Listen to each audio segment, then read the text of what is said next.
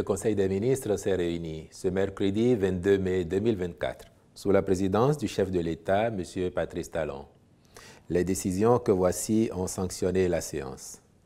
S'agissant des mesures normatives, il a été adopté le décret fixant la structure type de l'administration des communes en République du Bénin. Au plan des communications, autorisation de signature d'une convention cadre pour le développement de programmes spécifiques de collaboration en matière d'optimisation des pôles d'excellence médico-techniques, de gestion hospitalière, de recherche, d'enseignement et de formation.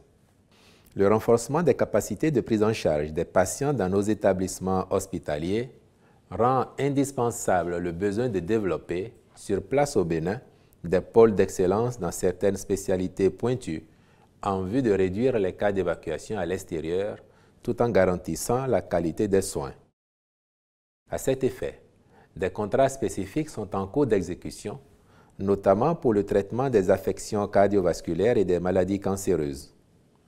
Dans la même logique, certains domaines de spécialité comme les soins palliatifs, les soins aux grands brûlés, les infections ostéo-articulaires, les plaies difficiles, notamment les escarres, la médecine d'urgence et la traumatologie orthopédie, pour ne citer que ceux-là, nécessitent d'être renforcés en termes de mise aux normes des infrastructures et des équipements, de perfectionnement du personnel soignant et d'actualisation des protocoles de soins.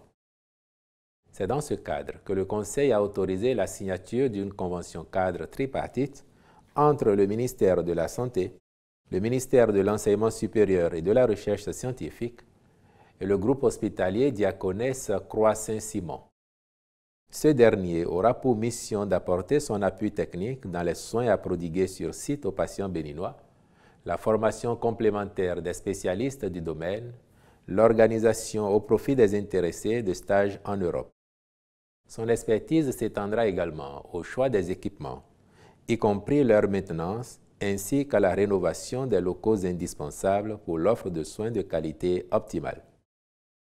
Au chapitre des rencontres et manifestations internationales, il a été autorisé l'organisation au Bénin de la 6e édition du Forum annuel des agences nationales de volontariat de l'espace CEDEAO du 27 au 29 mai 2024, la 11e conférence internationale des grandes chancelleries francophones d'Afrique et de France du 24 au 28 juin 2024, puis l'Assemblée générale de l'Association internationale des régions francophones les 9 et 10 juillet 2024. S'agissant des mesures individuelles, sur proposition du ministre de la Décentralisation et de la Gouvernance locale, M. Jacques Roland Amadou est nommé préfet du département de la Donga. Je vous remercie.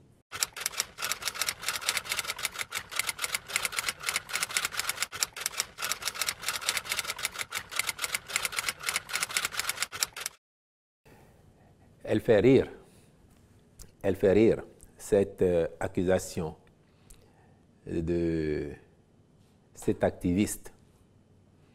Et je crois qu'il faut le dire sans ambages. Si au Bénin, il devait y avoir des légionnaires français ou un légionnaire français, il s'appellerait, je crois, Stélio Gilles Robert Kapochichi, alias Kémi Séba. Il n'y a pas l'ombre d'un doute là-dessus. Et c'est pour ça que, de cette tribune, il faut rendre hommage à nos concitoyens béninois qui, de façon unanime, ont marqué leur désapprobation, leur indignation face à cette nouvelle campagne de destruction et de déstabilisation du Bénin. Parce qu'il faut s'en convaincre, il n'y a pas un autre objectif à l'activisme, soi-disant, de M. Kémi Séba que de provoquer des troubles au Bénin, provoquer la déstabilisation de notre pays. Autrement, vous en conviendrez, les arguments fallacieux qui sont souvent évoqués pour justifier d'un certain nationalisme ou d'un certain panafricanisme sont sans fondement aucun s'agissant du Bénin. Et chaque fois que nous l'avons mis face à ces mensonges, en démontrant à l'opinion que ces accusations étaient totalement infondées et farfelues, les heures d'après, c'est une autre invention qui apparaît. Et le cas d'espèce, c'est que tout dernièrement, quand on a fini de démontrer, en lançant même le défi à ceux qui voudraient, à partir du Niger, venir ici, faire le tour de notre pays pour voir avec nous s'il y avait des bases militaires françaises, quand on a fini de démontrer l'inexistence de ces bases, c'est depuis Niamey que M. Kapo-Chichi a inventé, parce qu'il aurait été convaincu, lui, par des documents qui lui auraient été présentés là-bas, il aurait été convaincu, disais-je, de la présence de légionnaires français au sein de notre armée pour je ne sais quoi à faire ici. Les Béninois ont compris que sa seule mission, parce que c'est de ça qu'il vit, ses commanditaires le nourrissent pour cela, c'est de favoriser les troubles ici, c'est de favoriser la déstabilisation de notre pays. Fort heureusement, le gouvernement a travaillé depuis les années 2016-2017 à renforcer notre pays en toutes ses composantes, y compris au plan de la sécurité intérieure et de la préservation de l'intégrité de notre territoire. Le nationalisme, le souverainisme, me semble-t-il, devrait d'abord se nourrir du patriotisme. Et de M. Kémi Séba, je n'en ai noté nulle trace. À tel point d'ailleurs que ses comparses à lui, vous l'aurez observé vous aussi des médias, ils ne s'en prennent jamais à leur pays d'origine, comme si tout allait bien là-bas et qu'au Bénin c'était l'enfer. Mais lui, à chaque prise de parole, il faut descendre le Bénin de sa réputation qui est de plus en plus renforcée aujourd'hui, pays attractif, pays de gens sérieux, où on travaille bien, on fait les choses de mieux en mieux. Je n'ai jamais entendu les Nathalie Yam critiquer le Cameroun parce que tout serait mauvais là-bas. Je n'ai jamais entendu ça. Donc eux au moins encore, je crois qu'ils savent ce que c'est que d'être le ressortissant d'un pays, d'appartenir à une communauté nationale.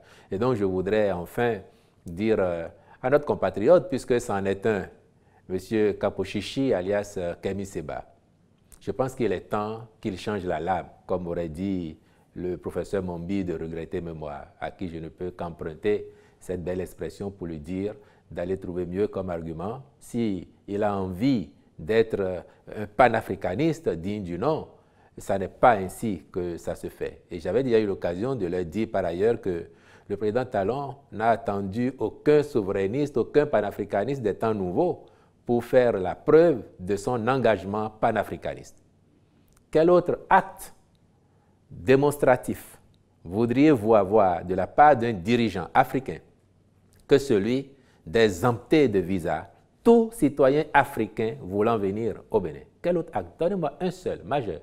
Quel autre acte voulez-vous d'un dirigeant africain qu'il érige à la mémoire collective et pour la postérité les héros que notre pays a connus au plan justement de la lutte contre l'impérialisme et contre la pénétration coloniale?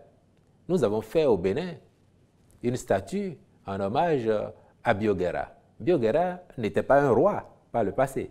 Bioguera était un combattant, un résistant. Et nous l'avons érigé à Cotonou ici pour dire aux jeunes Béninois, aux jeunes Africains qu'il y a eu par le passé dans nos pays, sur nos territoires, des gens qui ont lutté, qui ont été nationalistes. Nous avons fait la statue des Amazones pour la même raison. Comme avant nous, le régime du PRPB avait déjà fait le roi Béhanzin. Donc nous avons connu des résistants ici. Et nous les valorisons. Je mettrai au défi, M. Kémi Séba, de me donner un seul exemple. Des pays africains qu'il voudrait bien voir notre pays copier, de me donner un seul exemple où l'on a fait de telles réalisations pour valoriser des gens qui, chez eux, ont mené les mêmes combats que ceux que nous, ici, nous portons en héros et que nous montrons à notre jeunesse, à la postérité, comme étant des valeurs sûres dont on peut s'inspirer.